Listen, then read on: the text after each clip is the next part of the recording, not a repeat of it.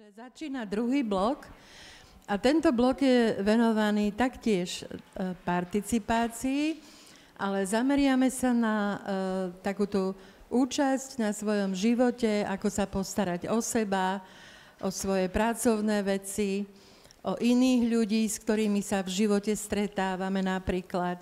Čiže tento blok bude hovoriť okrem participácií o tom, ako fungujeme v práci, ako sa pripravujeme na prácu, aké máme sny a plány ohľadom tejto témy.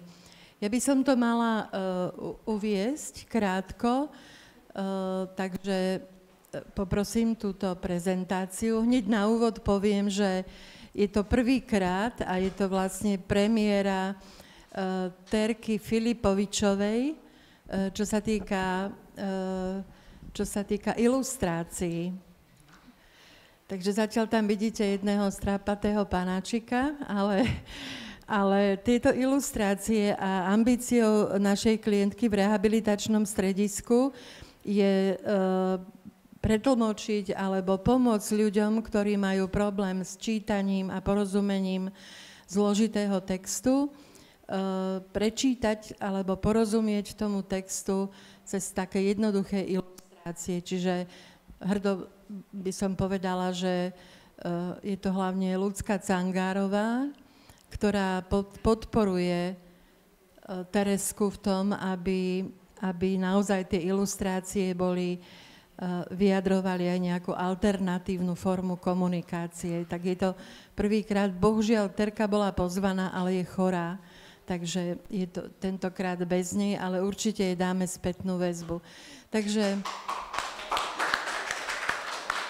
tak, ďakujeme aj za Teresku.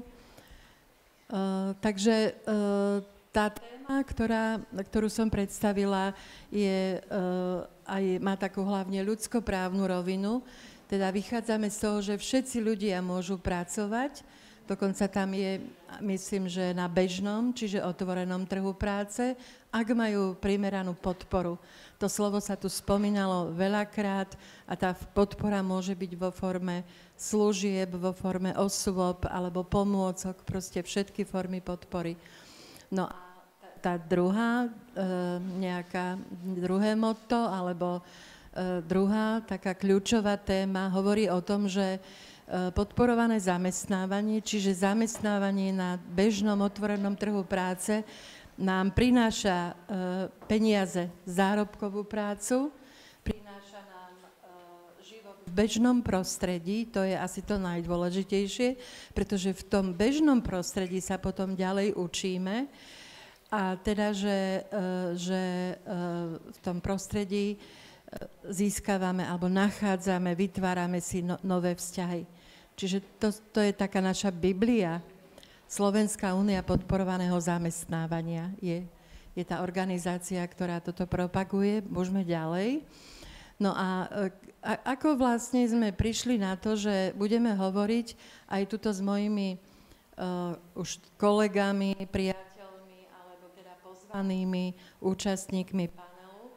Budeme hovoriť cez ich príbehy o tom, aké oni majú skúsenosti, čo oni zažili vo svojom živote, keď sa odhodlali po nejakých životných udalostiach, väčšinou súvisiacich s nejakým ochorením alebo s nejakým znevýhodnením na trhu práce, čiže v pracovnom prostredí. Čo boli tie oblasti, ktoré museli riešiť? Čo to boli tie oblasti? Takže práca nám dáva zdroj obživy, čiže potrebujem zaplatiť nájomné, potrebujem si kúpiť veci, preto potrebujem pracovať. Práca nás rozvíja, musíme sa naučiť nové veci, keď idem niekde do práce. Akokoľvek sa cítim, že na to mám, to dám, ale je to rozvoj a sú to nové skúsenosti. Práca nám prináša nejaké sebavedomie, sebaúctu. Povedal už dnes Slavoj, ja sa veľa musím učiť o sebaúcte, preto to mnou vždy zarezonuje. Sebaúcta je niečo, čo môže sa rozvíjať napríklad v práci. To môže byť tak jednoducho o tom, že prepáčte, na toto si netrúfam. cítim sa fajn, ale na toto si netrúfam. Je to o tom vedieť povedať aj áno, ale učiť sa povedať aj nie, s tým, že môžem sa to začať učiť, túto prácu, ale zatiaľ si to netrúfam.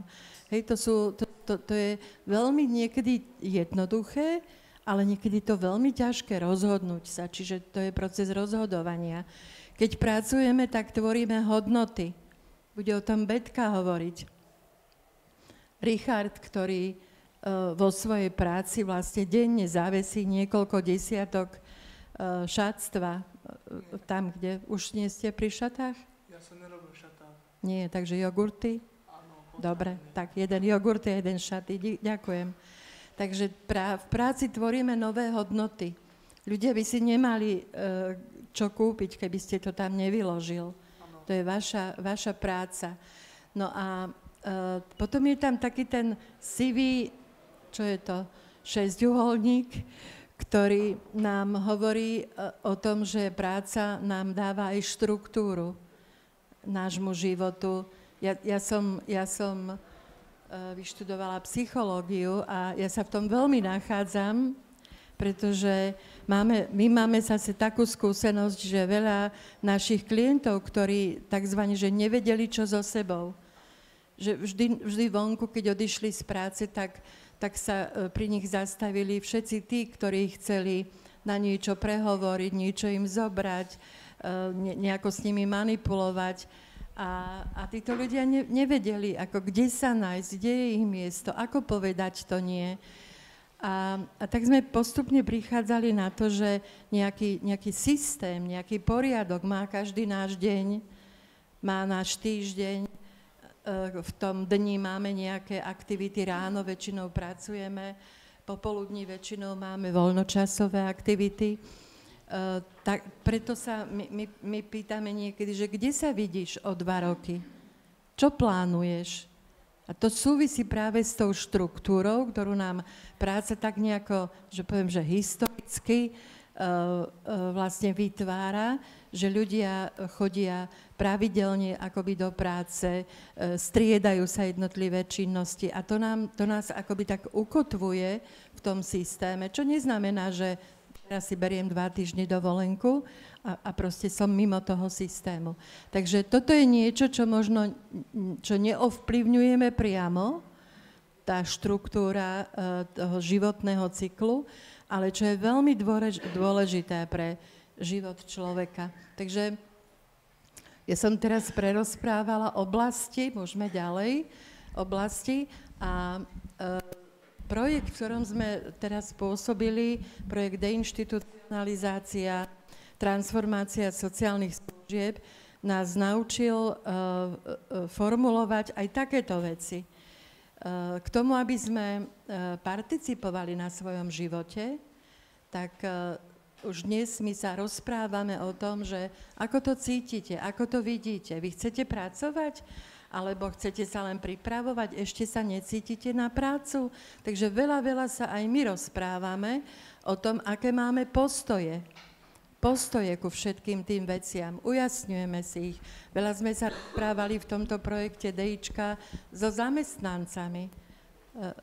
Páči sa vám takýto systém poskytovania služieb, alebo máte pocit, že by to mohlo aj inak diať, postoje?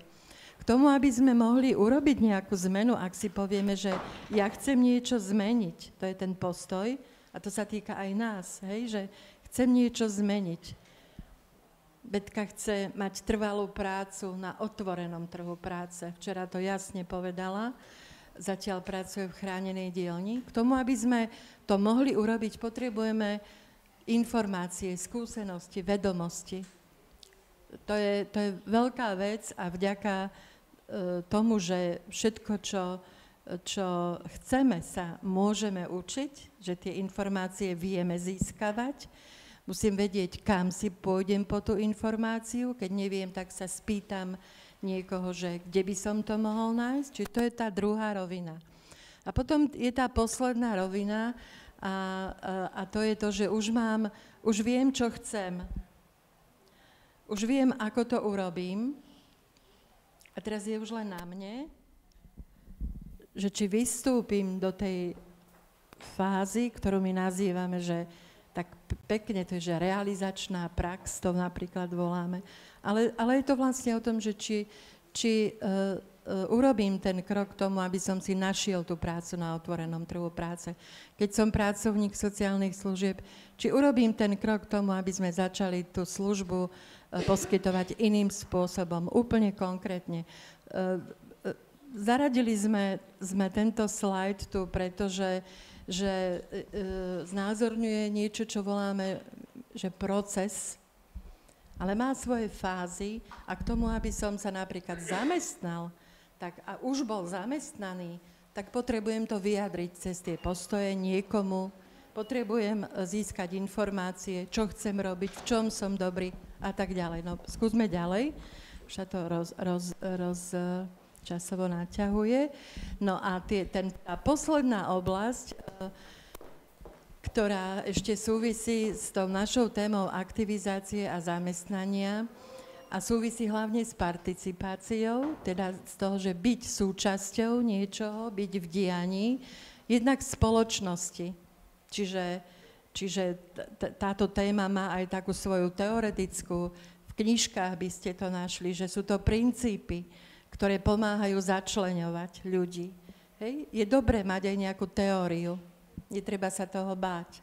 Takže byť súčasťou, byť občanom, vedieť, čo sa tu deje, aké máme formy zamestnávania. Čiže dostávam sa potom druhému bodu, že keď už viem, aké mám možnosti, že máme chránené dielne, že máme sociálne podniky a otvorený trh práce, a ešte k tomu ja hľadám, v čom by som mohol pracovať, tak si teda vyberám a postupujem teda v tom procese ďalej, hľadám niekoho, kto mi v tom pomôže, alebo sa postaram o seba sám.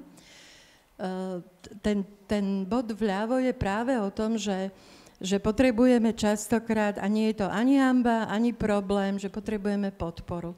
Niekedy stojíme na mieste a nevieme si vybrať, ani len vybrať, hej? Že príde k nám klient a čo by ste chcel robiť, ja vlastne ešte neviem. Pre nás je to signál, že potrebuje rozmýšľať, my v tej teórii to voláme, že konštruktívne, že každý má právo nevedieť, čo chce robiť, keď žije celý život v ústave, nemá skúsenosti, takže učíme sa spolu hľadať, v čom som dobrý a čo by som rád, hej? Richard tu bude dnes hovoriť svoj príbeh. Veľmi som doslova, že šťastná, že je tu Richard, pretože s Richardom sme sa práve spoznali v tom DIčkovom projekte však. A Richard, už aj keď projekt končí, tak míľovými krokmi vlastne upozorňuje na seba v tom dobrom zmysle slova a stále hľadá, v čom je dobrý. Ja si pamätám tie prvé jeho vyjadrenia, že čo by som rád robil. A dnes síce pracuje niekde inde, ale spýtame sa ho, že ako sa to stalo a prečo je to tak. Hej? No a potom sú to tie dve oblasti, kde rešpektujeme to, že každý je individuálny a jedinečný a my hľadáme, v čom je dobrý. Bohužiaľ sa v živote stretávame s tým, že nám vzhľadom k tomu znevýhodneniu, ktoré máme, či zdravotné alebo sociálne, nám niekedy prináleží alebo nám pridajú k menu takú nejakú značku, ktorá súvisí napríklad s diagnózou, hej? Ale dvaja ľudia s rovnakou diagnózou môžu byť úplne rozdielne takzvané funkční. Jeden môže sa zaujímať o automobily, jeden sa môže zaujímať o záhradníctvo a môžu v tom byť úplne super. A na to, aby mohli pracovať či v záhradníctve, alebo v mototechnách, hoci majú napríklad diagnózu epilepsiu, potrebujú pomôcky, potrebujú podporu, potrebujú svoj individuálny režim. Aj to je tá jedinečnosť. Hľadať, v čom ten človek bude úspešný. Hej? nie je problém, prepáčte, že nie je problém dať, že diagnóza a znevýhodnenie, ale to, čo chceme a to, čo aj medzi túto kolegami sme vždy riešili, že v čom som dobrý, v čom budem úspešný a niekedy aj tam potrebujeme pomoc. Čiže ten záver vlastne, kam smerujem, že vnímame a vlastne prišli sme nejakými 3-4 stretnutiami spoločnými na to, že ako sa dnes odprezentujeme, o čom budú naše príbehy, prečo sú tu práve títo ľudia. Oni to povedia a Petra im pomôže, predstavím aj Petru. Ale v zásade je to o tom, že učíme sa celý život, aj my, aj ja, ako sa postarať o seba,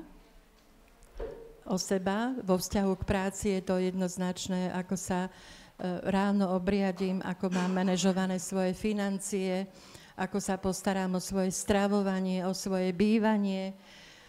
A to, čo je tá pridaná hodnota a prečo ja som rada, že vlastne pracujem s takýmito ľuďmi, ako tu sedia, je to, že títo ľudia v rámci teda toho svojho fungovania sa už starajú aj o iných. Budete to počuť, hej? Čiže to je ten presah potom do rodiny, do spolupracovníkov, do susedstva a do celej spoločnosti. Budete o tom počuť. Čiže ja keď som si tak ujasňovala, že participácia a fungovanie v práci, v zamestnaní, v príprave na prácu, v tej aktivizácii, tak mi z toho vyšlo také, že robiť veci preto, aby som sa vedel postarať o seba a o svoje potreby, aby som mohol byť následne užitočný v práci, ale aj v tom okolí, či pracovnom, alebo tom rodinnom a susedskom. Čiže takto tomu rozumieme. Hej, že potrebovali sme si to prerozprávať a myslím, že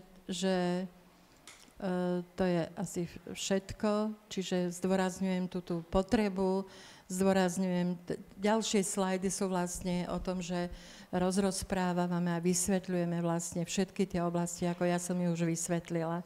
Takže ja už ich nebudem znovu. Neviem, aká je skúsenosť, že či vy dostanete tie prezentácie. Ja si ich určite znovu budem prezerať kvôli tým ilustráciám. Tak ďalej môžeme. Čiže o tomto sme hovorili, že v každom je niečo dobré a to hľadáme, že keď nájdeme to, v čom je dobrý, tak to individuálne podporujeme a teda, že sme zodpovední, aktívne zodpovední, vedieť sa postarať o seba, naučiť sa to a možno postarať sa aj o komunitu. No a špecifikum tejto témy je to, že náš trojuholník, od ktorého vzájomne sme závislí, sa skladá vlastne zo zamestnávateľa, ktorý nám dáva prácu, my ako zamestnanci, a veľmi preferujeme tú pomoc a podporu, o ktorej sa tu hovorí, a to sú rôzne služby. Či sú to agentúry podporovaného zamestnávania, alebo iné služby. A teraz premostím na Petru Pečnerovú, ktorá bude vlastne podporovať priamo týchto troch našich kolegov. Petra je z jednej najnovšie zriadenej agentúry podporovaného zamestnávania v Šali. Optima Status sa volá tá APZ-ka. A podľa mňa majú výnimočné výsledky v tom, že mali odvahu začať sa prioritne venovať ľuďom z domovov sociálnych služieb. Jeden z nich, ktorého zamestnali z DSS-ky v Šoporni, tu dnes sedí Richard, takže kľudne, ako povedzte potom aj o týchto skúsenostiach. Ja len, že či to je už naozaj koniec? Áno. Takže toto bol taký úvod ako tej téme z hľadiska participácie, zamestnávanie a aktivizácia a príprava na prácu rozumieme my a ja vám želám teda, aby ste cez skúsenosti týchto ľudí a cez ich príbehy naozaj našli teda ten fokus alebo to pospájali, tak ako vlastne som sa snažila to aj trošku teoreticky povedať. Ešte raz ďakujem tej Tereske. Tak nech sa páči, Petra. Ďakujem veľmi pekne.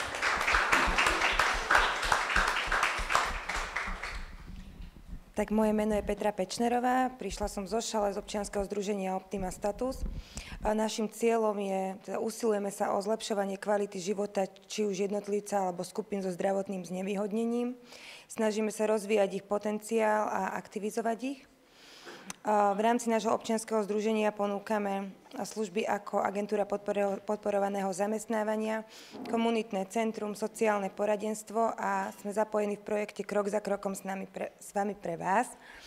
A v rámci tohto projektu pracujeme aj s Richardom, ktorý je dneska tu s nami. A teda usilujeme sa o to, aby sme našim prijímateľom našli také pracovné miesta, ktoré im budú vyhovovať, ktorých budú úspešní. A ja si myslím, že o mne toľko to stačí. A teraz sa presunieme k hosťom. Začala by som Betkou. Mohla by som poprosiť video?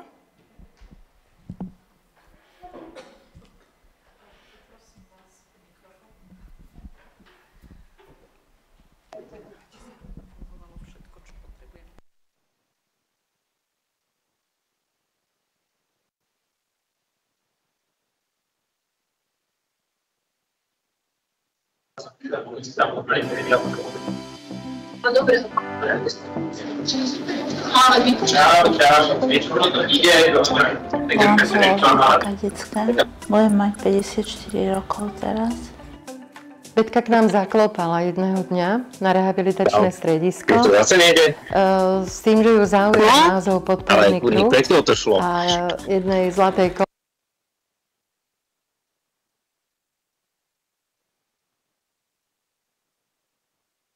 Prosím účastníkov, ktorí sú online, aby si vypli mikrofóny, lebo nám nefunguje potom všetko.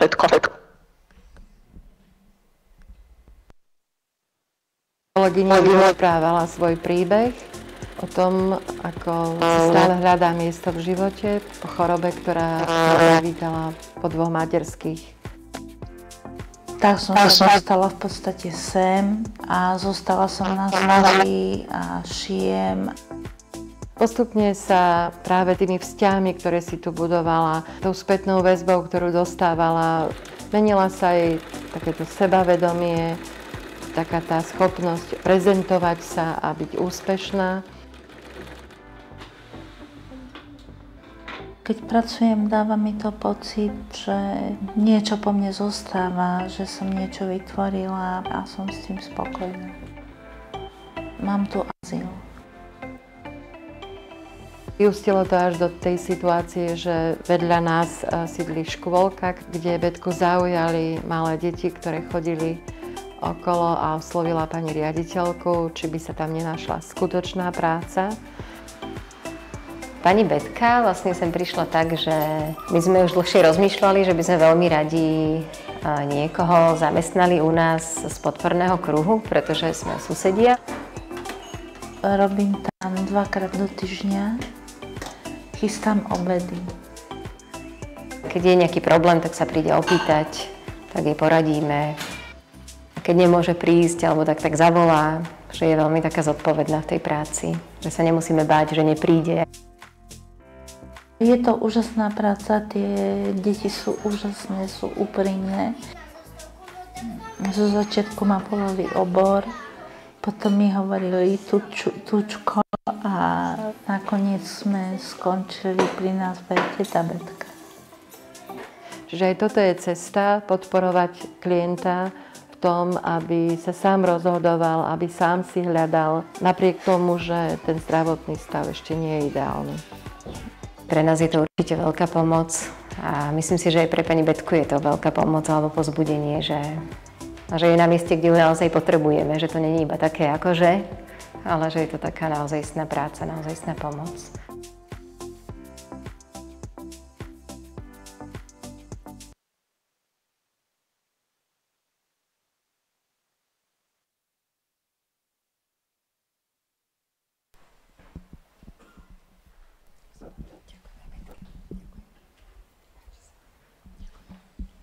Ďakujem veľmi pekne. Betka, ako to ty máš so starostlivosťou sama o seba? Čo všetko musíš zvládať? No, ja už, počujeme sa? Asi áno.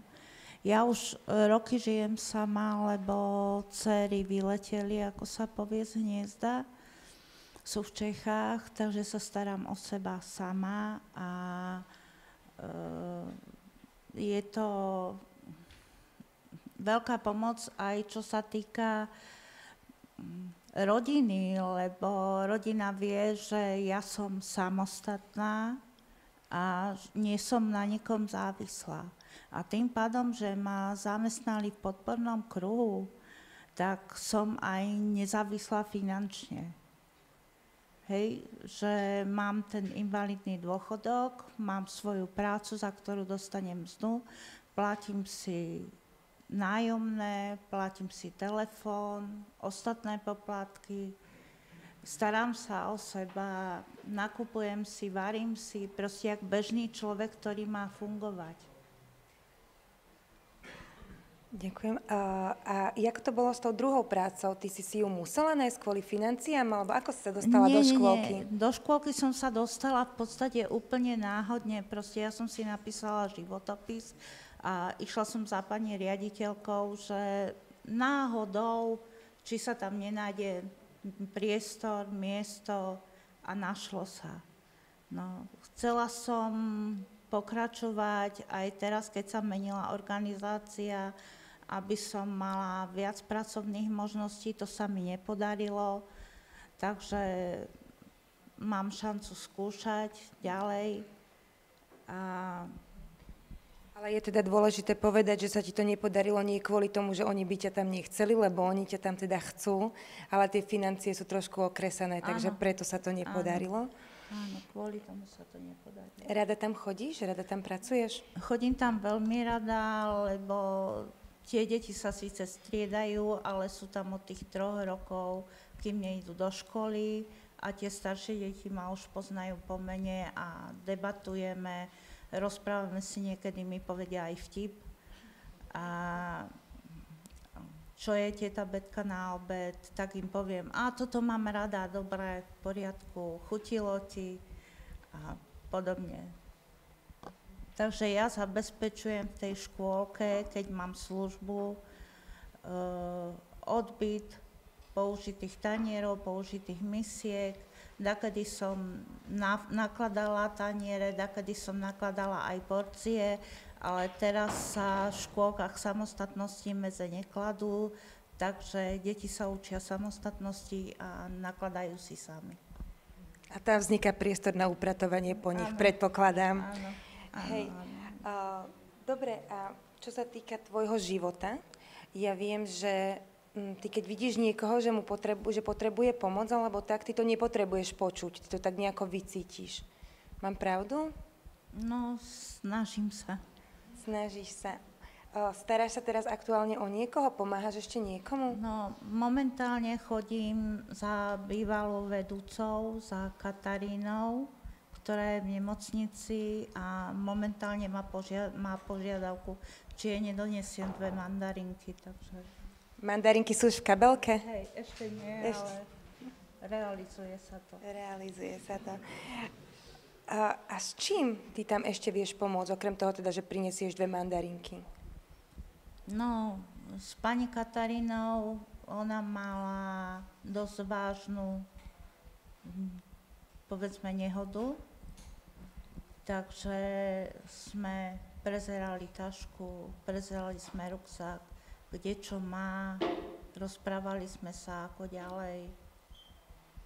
Takže uvidíme. Teraz vystriedala nemocnicu, takže uvidím, pôjdem tam prvýkrát do tejto nemocnice, že aká bude realita. A nie si z toho unavená, keď takto pomáhaš? Nezaťažuje ťa to nejako? Ani nie, mám program. Máš program. A ja viem teda, že sa staráš ešte o manžela? Ako to máš tam? Manžel je momentálne ťažko chorý, ale zatiaľ je maximálne samostatný. chodí aj do nemocnice a v podstate sám realizuje sa. Takže ešte to nie je zúfalé. Má šancu. Dúfajme, že to zúfalé ani nebude.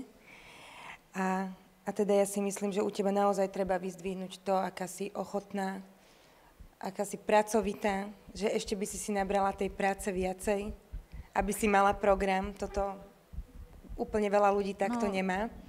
Som samostatná a moje dcery kvitujú, že som sebestačná, samostatná a že existujem. A že existuješ. Ďakujem veľmi pekne, Betka, ja myslím, že stačí.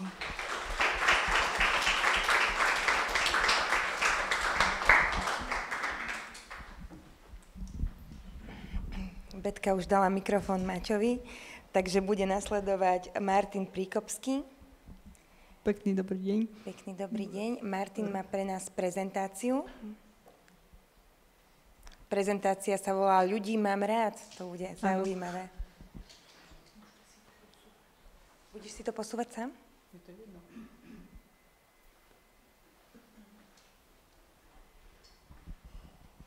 Chceš si to sám posúvať, alebo ako si to zorganizuješ teraz? Lebo máš aj toto, máš aj tamto, ešte máš aj svoje rozprávanie, tak ako si to zorganizuješ? Ja sama neviem, tak povedz ty. Tak si to budem posúvať. Čo?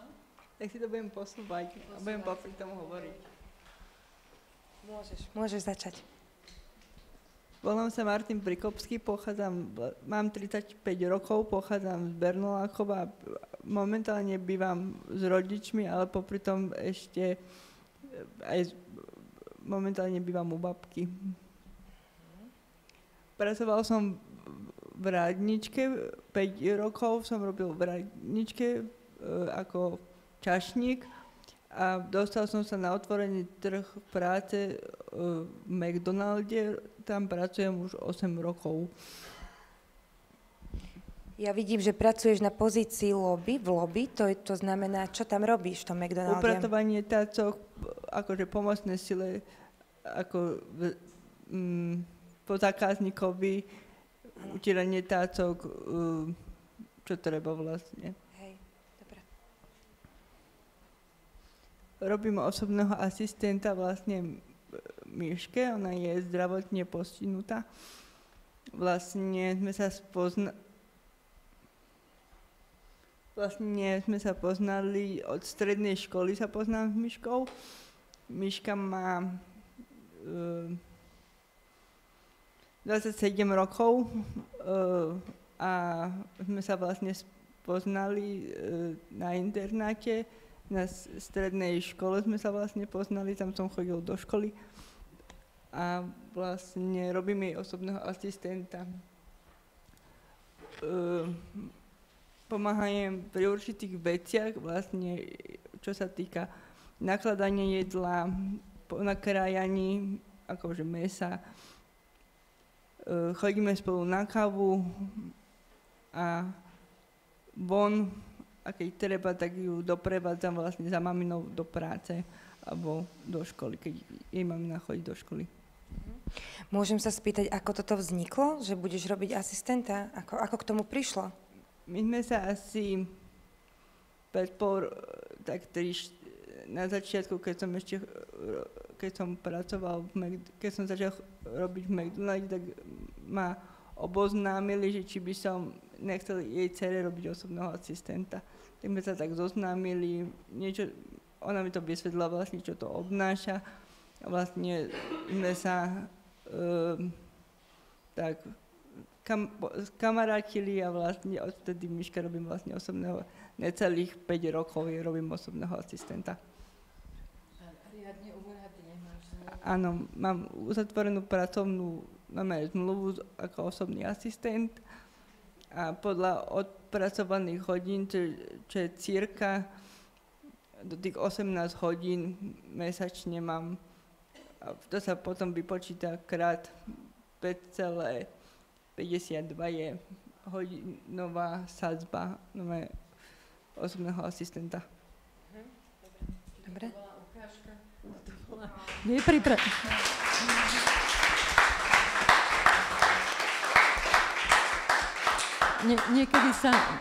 Niekedy alebo často sa nám stane, že nás odmietnú na úrade práce s tým, že táto osoba nemôže robiť osobného asistenta, lebo si nedokáže manažovať tie administratívne procesy.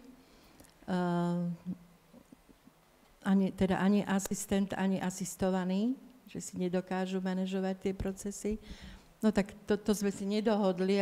Ja viem, že on robí toho, že má tú zmluvu. Tiež som sa tak, že wow. Ale toto bola teda ukážka. Ti ďakujem za nepripravená toho, že ešte si aj tú sumu povedal. takže si to vieš manažovať, zdá sa. On si stráži financie, takže sa nečudujem, že to povedal. Tak ďakujem ti. Ďakujem. Áno, nechcel som to povedať, ale tým, že som to mal tak spojené s tou prezentáciou, tak som to vlastne tak spojil. Ešte prepáčte, že teraz ma napadlo, ak si mnohí spomíname pán Rácka, ktorý tu bol pred 30 rokmi alebo koľkými a prišiel nám hovoriť o tom, že kto má byť ten osobný asistent, tak sa mi to spojilo s tým, že vlastne to vzniklo z jedného veľkého priateľstva. A tak to aj vtedy on hovoril, že to sú ľudia, ktorí si musia dôverovať a potom sa má vymyslieť ten formálny systém, ako to zúradovať. Jasne, že máme na Maťa aj také otázky, že ako je to v situáciách, kedy Miška nechce veľmi spolupracovať, alebo ty chodíš za ňou niekedy aj do Prahy, kam ide ona s mamou. A môžu vzniknúť aj také ťažké situácie. Môžem sa ja na to opýtať, že napríklad bola situácia, že si nevedel rady? Áno, je to tak. Áno, s Michalom niekedy Michalovi je ťažko, keď je slúbite, že po obede ideme na kávu alebo na ten koláč, tak Miška je vlastne naviazaná vlastne na mňa, je tak povedané. A áno, Miška niekedy, keď ti vstúpi do hlavy, že ona si ma tak zoberie jak k srdcu, je to povedané, tak áno, niekedy raz ma nepustila do práce, že ma vlastne tak, keby si ma chcela nechať sám pre seba. Tak, vlastne tak. A vlastne Miška si ma vlastne obľúbila, si ma vlastne... A vlastne... Tak áno, volal som vtedy Miškinej mamine a prišla Miškina mama, tak sme ju ukludnili. Tak som sa ospravedlnila aj v práci, že som vlastne meškal do práce, tak vtedy mi to odpustili, vlastne sme sa tak vyrovnali. A potom sa mi aj Miška ospravedlnila, že prepáč, že som vystrajala. Hej, aj ty to musíš odpustiť, lebo my ženy to tak niekedy máme, že chceme veci same pre seba iba. Hej, dobre, môžeme ďalej? No, vlastne starám sa aj, no babka je vlastne doma na invalidnom dôchodku, čo nám pred rokom nám detko zomrel, tak vlastne sa starám vlastne o babku. Chodím jej do obchodu, vlastne čo potrebuje, vlastne upratujem a vlastne okolo domácnosti vlastne. Takže vlastne ty si hovoril, že bývaš s babkou, mňa to tak hneď na začiatku, že asi sa o ňu staráš, alebo ona o teba, že možno to máš jednoduchšie ako Betka, lebo ona býva sama, musí úplne, ale nie je to tak, že by sa babka starala o teba, ale ty pomáhaš jej. Áno. Vlastne mám 2 synovcov, vlastne mám aj sestru, a ona má vlastne 2 chlapcov, takže som obidvom som krstný, volajú sa Jakub a Filip. A vlastne občas ich povarujem, hrám s nimi, ľubia som ňou strašne hrať futbal, tak vlastne hrávam s nimi vo voľných aktivitách, ešte raz štvrťročne v Bernolaku roznášam časopis Bernolak, ktorom mi naši pomáhajú. To v rámci voľného času, áno? Roznášaš časopis. Výborne. Aha, tu už vidíme asi tých chlapcov, že? Áno. No. A ešte vo voľnom čase, to je taká moja obľúbená činnosť, rád pečiem. Naučil som sa vlastne piecť oplátky aj trubičky. A naučil som sa vlastne v podpornom kruhu a potom mi naši asi pred 6 rokmi mamina sa ma pýtala, že čo by som chcel na Vianoce, tak som povedal, že by som prijala aj vlastný stroj. Takže máš vlastný stroj? Áno. A zarobím tak okolo 1500, mám za tú jednu sezónu. Sezóna je, že Vianoce. Hej. A môžem sa spýtať, že nie je to na teba veľa? Že vie si to tak ustrážiť, koľko si objednávok zoberieš? Niekedy aj som nasľuboval a potom som nedodržil, ale teraz už si to tak snažím, aj tento rok som s maminou hovoril, že už si nezoberiem toľko tých objednávok, aby som, tým, že ideme aj tento rok s našimi ešte na dovolenku, tak som povedal, že nechcem si veľa brať objednávok pri pečení. A ako si to poriešil, keď si nasľuboval, nedodržal si, že ospravedlnil si sa ľuďom, alebo neviem si to predstaviť? Áno? A ako to prijali? Pohode. Ale bolo aj taký rok, že tak to povedz, no. Tak to povedz. Tak áno, slúbil som a potom jeden rok mi pomohla pani Záhor. U nás v Dubravke mi potom pomohli. Tak sme utekali s krabičou, aby bol zákazník spokojný, ale tak to má byť. Áno. Máme si pomáhať, presne. Dobre, takže tento rok už to nejako skrotíš, áno? Budeš vedieť, koľko máš a keď napečieš navyše, tak to sa predá asi, že? Dobre, a zvládaš to takto všetko dokopy? Že nerobí ti nič z toho nejaký problém? Mňa to veľmi baví, ja aj doma bar, kedy upečiem koláč, pagáče. Akože, mňa to veľmi baví. A ako sa vidíš v budúcnosti možno? Chcel by som si niekedy určite zriadiť buď nejakú pekáreň alebo nejaký malý obchodík s takýmito výrobkami. Možno časom. A vidíš to tak, že by to mohlo aj byť časom, áno? Super. Tak držím palce, ďakujem ti veľmi pekne.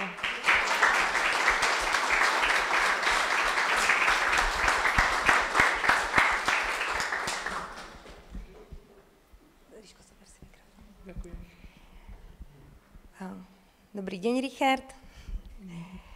Dobrý deň. Rozdiel medzi našimi 3 účastníkmi je aj ten, že Betka býva sama, Máťo býva v rodine a Richard býva v DSS-ke. Čiže tam ten život je asi trošku iný. Áno. A ty si tiež pripravil prezentáciu? Mohla by som ju poprosiť? Vy ju asi nemáte? Nevadí.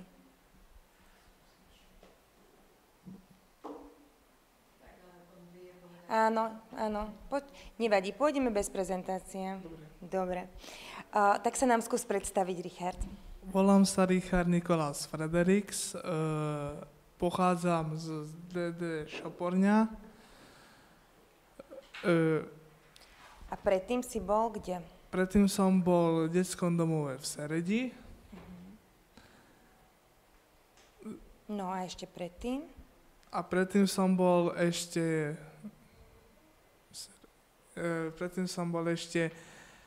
v Štúrove. V Štúrove a ešte si žil aj doma s rodičmi, áno?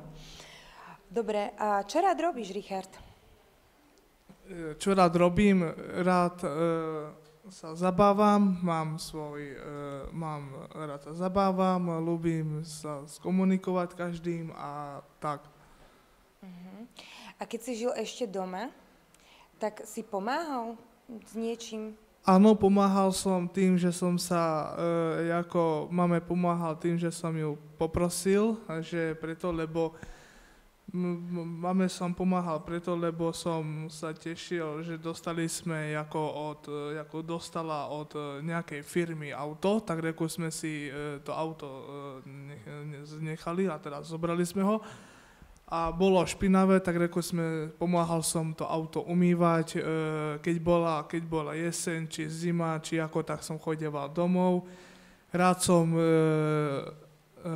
som pomáhal tým, že mi mama si zobrala za partnera alebo za muža, ktorý pracuje s autami, pracuje autami.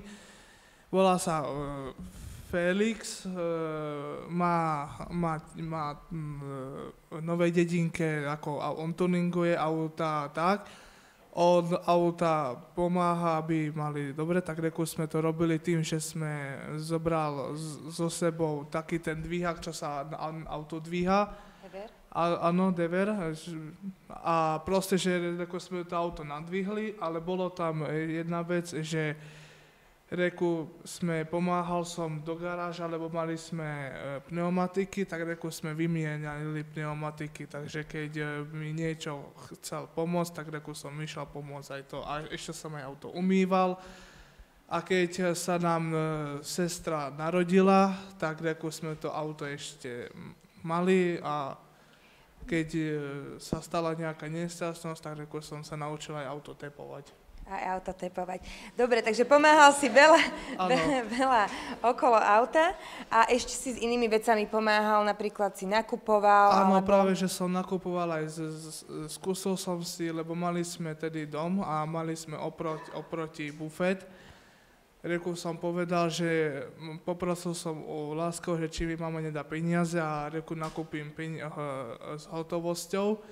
Tak som jej povedal, že mami, že nerob si starosti, ja tam vybehnem a vrátim sa naspäť a vrátil som sa naspäť.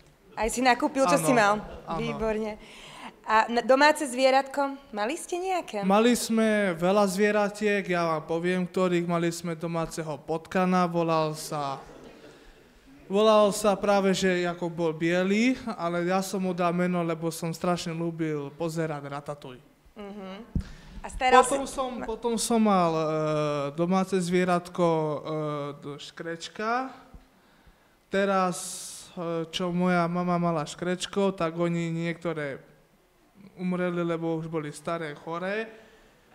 Potom sme mali, viem, že sme mali aj toho morské prasiatko a teraz momentálne, čo moja mama má doma, tak ona má 3 hadov. Hej, ale o tých sa už nepomáhaš starať, lebo nie si doma, áno? Áno, ale o hadov som, ako keď som videl fotku, tak povedal som si, že o hadov radšej nie, lebo neviem, čo oni jedia. Hej, presne tak. Lebo oni jedia všetko. Áno. Dobre, a teraz si v tej DSS-ke, Richard. Áno. A v tej DSS-ke sa ti darí niečo z tohto tiež robiť? Áno, darí sa mi veľmi dobre DSS-ke, ako pomáham vozičkárom, pomáham nosiť večere a pomáham so sestričkami, tak ako čo oni požiadajú, tak to im spravím. Áno, lebo si fyzicky zdatný, tak s tými vozíčkármi to vieš, že? Áno. A už pracuješ? Pracujem momentálne v Tesku v Šali, ako vykladač tovaru. Áno. A ako sa ti darí? Veľmi dobre. Veľmi dobre. A okrem toho, že vykladáš tovar, ty to tam máš aj také celkom zmapované, že vieš, čo je kde, že? Áno. A preto to mám tak, lebo keď lebo minule došol zákazník a chcel vypýtať kečup, poprosil ma, že či mu vezmem kečup, tak som mu ukázal, kde to je a vybral si aj cenu a tak, čo chcel.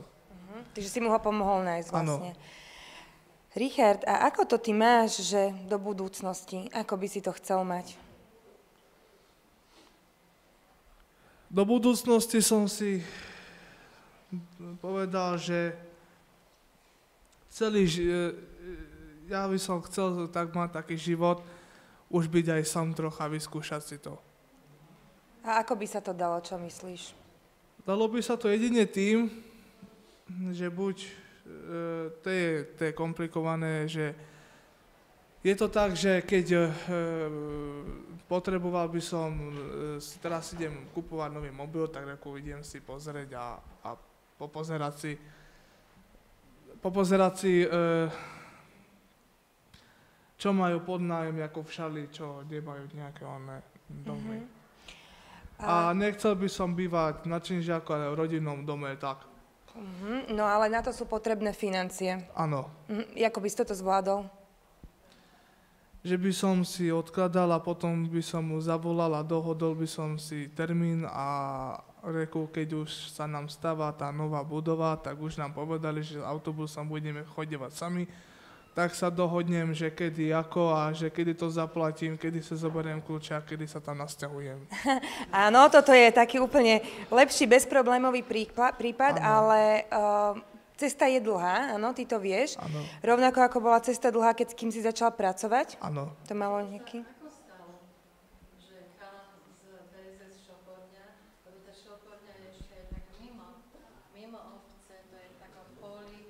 Čo k tomu trebalo urobiť, aby zrazu chalán z DSS Šoporňa zrazu pracoval v Tesku? Lebo ma vozia autom, ale je tam zlý spoj, tak reku by som sa musel dohodnúť a povedať, že nech mi dajú papier a ja by som si podľa toho papiera vedel, že kedy mi ide autobus. Ale povolenie cestovať sám už máš, áno, už DSS-ka. Áno. To schválila, takže už budeš. No ale ako to bolo predtým, sa pýtala pani Vierka, že ako to bolo predtým, čo všetko muselo byť, kým si začal pracovať? Ja som musel robiť na záhrade a urobil som petangové ihrisko, ako sme si ho vyskúšali. Došla tam návšteva, tak som urobil petangové ihrisko, vozil som vo fírku štrk a nakladal som ho na petangovú túto rovinu. Ja vám to ukážem rovina a tam to tam dať. Áno, povedali, že ten Richard by to vedel dvihnúť veľa vecí. Viem dvíhať ťažké veci a ako tak. Ríša, jak to bolo, že do Štrkovca potom prišiel nejaký riaditeľ z Teska a vybral si ťa kvôli tomu petangu, alebo ako to bolo potom ďalej? Povedali, že som šikovný, lebo som pracoval ráno a do obeda, keď som sa nabodoval, tak som mal prestávku.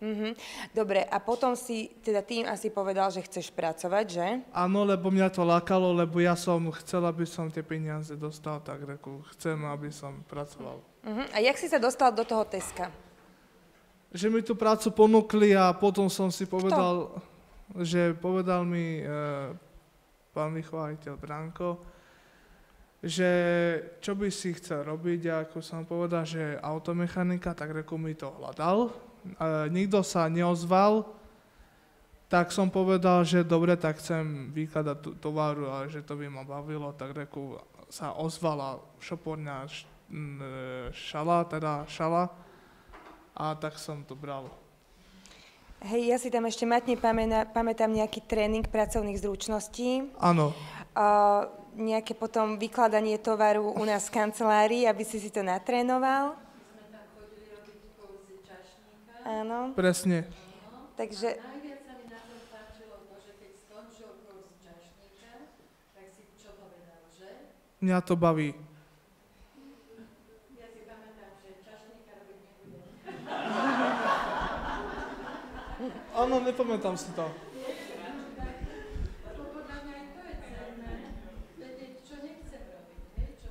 Lebo chcel som... Ja si presne pamätám to automeka, teda tú prácu okolo aut. Áno. A to vy neviete, ale aj my sme v APZ-ke, ako vy tam máte toľko veľa šali, takých predajní alebo umývárov. Áno. Čiže sa spýtam, že ten sen o práci s autami, ten už... Že či ten sen ohľadom práce okolo aut, či už sa odsníval, alebo či ešte sa môže zasnívať, že či si sa už vzdal tej túžby o autách? O autách ešte nie. Ale ako už by som radšej chcel dokončiť inú robotu. Čiže aj v tom Tesku... Áno, musím pokračovať. Áno. Čiže ja tiež pracujem v takej agentúre podporovaného zamestnávania a toto je veľmi dôležité, že keď niekto nemá skúsenosti s rôznymi prácami, tak je dobre si ich vyskúšať. Rôzne, hej, že čašník, to bolia nohy, vtedy si povedal, že výhoda je, že si čapujem kávu a podobne. Pamätáš si to? Pamätáte si to? Áno. A zase skúša prácu v Tesku, hej? A možno ešte prídu nejaké iné ďalšie. A ako sa vidíš v budúcnosti, Richard, s tou prácou? Budúcnosť. Čo by si chcel? Chceš ostať vykladať tovar v Tesku? Alebo čo by si chcel robiť možno za rok? Aj niečo iné. Čo napríklad? Ty Ty si mi rozprával. Rozmýšľal som. Rozmýšľal si o čom? No povedzte to. No ty si rozprával, že by si sa chcel naučiť upratovať v Tesku. Áno, že by som chcel upratovať, tak. Takže z vykladania. Presne, to sa mu páči. Tak Richard, ja ti držím palce, keď nie upratovať aspoň na trvalý pracovný pomer do Teska, nech sa ti to podarí. A aj s tým tvojim bývaním, nech to ide správnym smerom. Ďakujem veľmi pekne. Ďakujem veľmi pekne.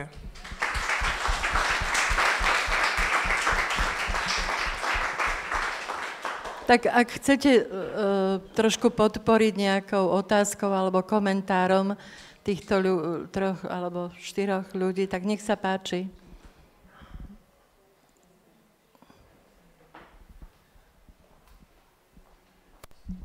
Mne sa na tebe páči, že si vtipný a že sa tak milo usmievaš, že akože ty si taký beťar.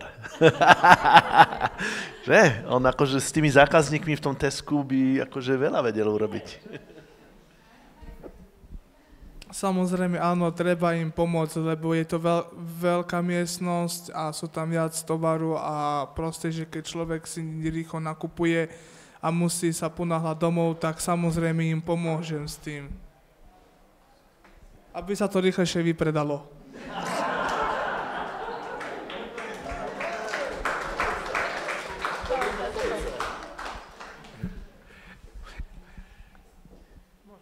Ja vám len chcem povedať, že ste obdivuhodní. Ďakujem.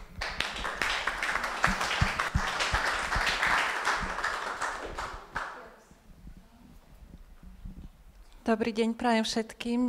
My sme tu s kolegyňou zo zariadenia sociálnych služieb Lienka pre dospelých autistov a my by sme práve chceli s touto cestou a sme v projektoch, kde naozaj autistov, teda ťažká diagnóza, pripravujeme takisto na trh práce. Takže vám všetkým, čo ste tu, držíme veľmi palce a teda držte aj vy nám, aby sa nám to podarilo.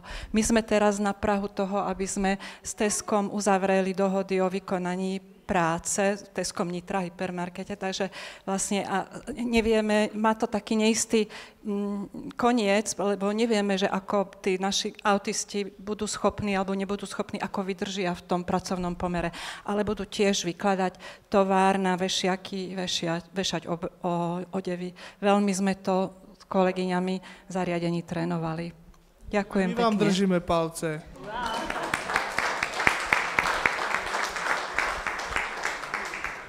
Ja len, chceš nás stop? Áno, ja len chcem povedať, že tá cesta prípravy bola tiež dlhá, to len na margo toho, čo ste povedali, že keď už ste pred podpisom zmluvy, tak už by ste mali byť, ja to hovorím, že takmer 100% presvedčení, že budú úspešní, lebo sú pripravení, hej? Niekedy tá príprava je dlhší proces ako to uzatvorenie, hej. Tak ešte Lidka Brichtová a potom otázka z online, hej. Dobre.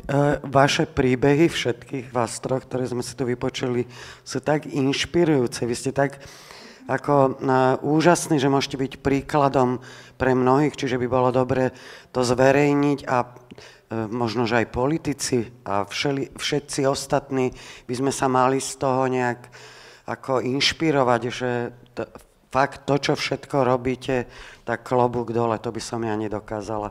Úžasný ste, fakt. Ďakujeme pekne.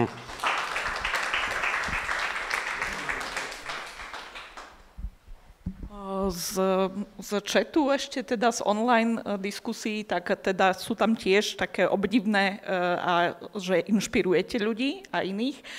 A tam aj otázka, že ako sa vám darí oddychovať a relaxovať.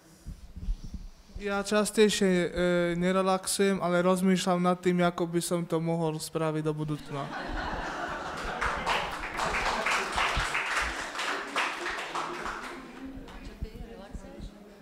Relaxujem so synovcami, že si zahrám s nimi ten futbal.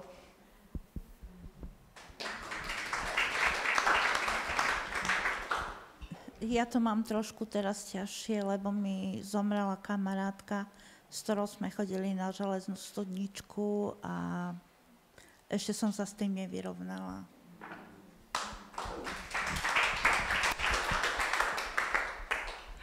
Ďakujem veľmi pekne za mikrofón. Dovoľte, aby som sa z tohto miesta hlavne poďakovala Vierke Záhorcovej a jej tímu za to, čo dlhé roky robí, pretože túto filozofiu zamestnávania ľudí so zdravotným postihnutím aplikuje dlhé roky v praxi a veľmi naozaj ti, Vierka, ďakujem a pozdravím všetkým tvojim kolegyňam a kolegom. Samozrejme, obrovský obdiv pre vás, že sa zapájate do pracovného života, že naozaj si máte teda možnosť zárobiť, máte možnosť pracovať a toto je naozaj veľký pokrok. A ako povedala aj pani Brichtová, naozaj by sme toto mali všade zverejňovať, že nie je to cesta zarúbaná, že zamestnávateľia sa môžu spoľahnúť na vás. A my tiež sme teda, keď sme otvorili úrad v roku 2016, sme sa zapojili do toho projektu, ktorý organizovala SPOSA, že každá firma má svojho autistu a hrdo sme sa hlásili aj ku všetkým konferenciám, že sú to spoľahliví ľudia, ktorí proste vždy urobia to, čo im poviete, naozaj neodvrávajú, sú veľmi milí a my sme sa vždy tešili, keď k nám prišli. A teda v tom projekte teda my pokračujeme ďalej už akože normálne už bez toho, že by títo zamestnanci chodili s kaučkami ku nám. A vždy si veľmi vážim, keď sa vytvorí takéto pracovné miesto a držím palce teda, aby zamestnávateľia mali veľa chutí a mali naozaj tú dôveru k ľuďom so zdravotným postihnutím. A vám gratulujem, že toto proste presvedčivo robíte a ste naozaj tým svetlým príkladom, že to proste ide. Ďakujem a držím vám veľmi palce. Ďakujem. Ďakujem. Áno, ja by som mohla prepojiť teraz s od pani komisárke. Mala tu byť teraz manažérka z McDonaldu, pre iné pracovné povinnosti nemôže byť, ale už na minulej konferencii vlastne vystúpili aj steská manažérka, aj z toho McDonaldu a za tých 10 rokov dozadu to sú skutočne erudovaní ľudia, ktorí vedia o tom, čo znamená zamestnávať túto cieľovú skupinu. Takže chcem vás povzbudiť, že sa tá situácia hodne mení. Áno, treba o tom stále a veľa hovoriť. Zároveň ale treba povedať, že takýchto mužov a žien v zariadeniach sociálnych služieb sú stovky, ktorí prežívajú deň, že majú raňajky, potom skladajú legá, potom sa naobedujú, potom majú povinnú vychádzku v rámci zariadenia, alebo málo niekde sa vyjde a majú večeru. A takto prežívajú roky. Potrebujeme vás dostať z tých zariadení von.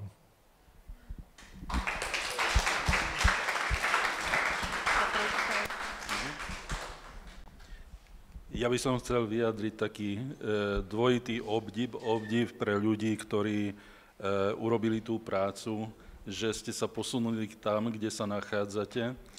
A ďalší obdiv pre vás, že srší z vás optimizmus a taká radosť zo života, presne ako aj Slavo pred chvíľou hovoril, cítiť ten obrovský rozdiel, keď je život naplnený, keď máte každý deň čo robiť a zároveň na záver, okrem toho obdivu, ešte aj taká otázka pre vás všetkých, že ako vás to baví. Či cítite, že je toto dobré, čo sa vo vašom živote stalo, alebo vaša predstava je trošičku iná?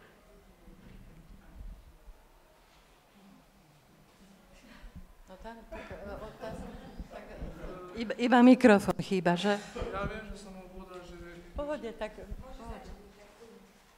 Áno, je to ťažké ako do toho ísť, ale dohodol som sa s svojimi vychovateľkami a ešte aj s Katkou, že proste, že oni už o tom vedia, sú informovaní a ešte dokonca som zabudol to povedať, Sestru som poprosil, že keby sa to náhodou stalo a bolo by to už aktuálne, že či nebola by náhodou se mnou, lebo chcela by byť se mnou a tak, ako normálna rodina, by sme boli dvaja. By som sa o ňu staral a tak. A možno ja len doplním, čo by ste potrebovali ešte? Akú pomoc a podporu na tejto ceste? Je niečo, čo ešte... No viem, že financie ako teraz nedopustia, ale viem, že som na dobrej ceste a nájdem si ako podnájom také niečo. Ešte treba povedať to, čo povedal Slavoj, že je veľa takýchto zariadení a tiež sa komunikuje veľa aj so zariadením v Šoporni.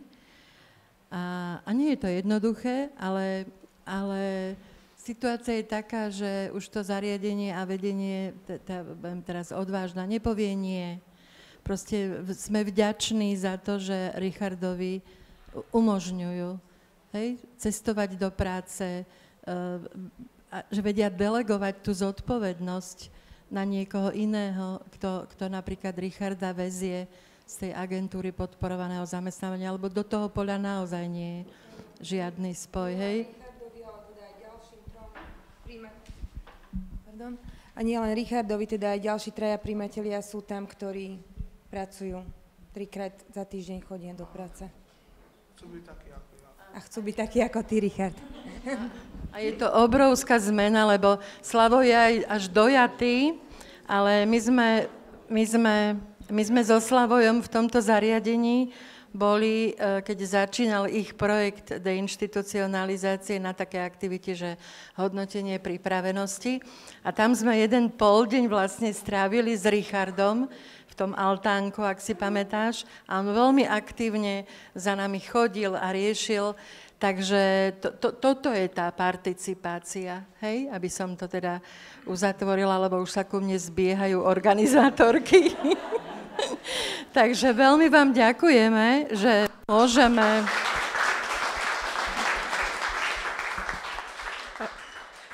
Ja vám ďakujem a teda myslím si, že tá